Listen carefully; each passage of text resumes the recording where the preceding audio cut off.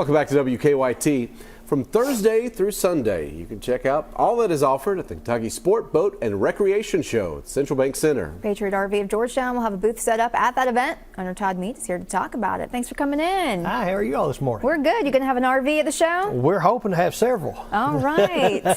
You were telling me that whenever people start looking at an RV, generally they take their time because it's going to be a big expense, but it's also kind of, they may not know exactly what they're looking for. It's a big toy purchase. And, you know, it's like we were talking earlier, it's not like buying a car where you walk in on the lot and you know what you're looking for. Mm-hmm. Typically, you want to see options, you know, floor plans, colors, and things like that. So it takes a little bit longer to buy an RV.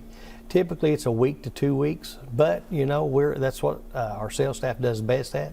They find out what your needs are. Then they'll start pointing you in the right direction on where to go and what to buy and what, you know, what's going to be functional for you.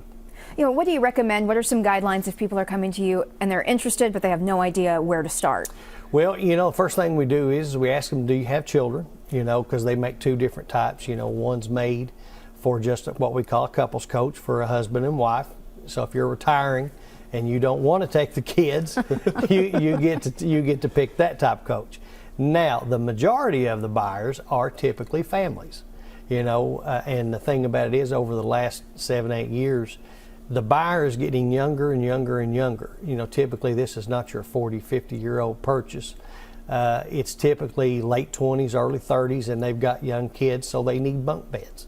So, you know, typically in the springtime, bunk beds are our biggest seller, and that's what we're gearing up for this year. They may also see camping as kind of a less expensive way to go out and take the family out and doing stuff as opposed to a couple nights at a hotel or I've got the greatest sales pitch in the world. And the fact, and it goes like this, you know, you go to a big theme park, you stay 4 days, you're going to spend $10,000. Don't care where you go. All right, you can buy an RV. If you got good credit, we can put you in somewhere around the 300 range, $3,600 a year.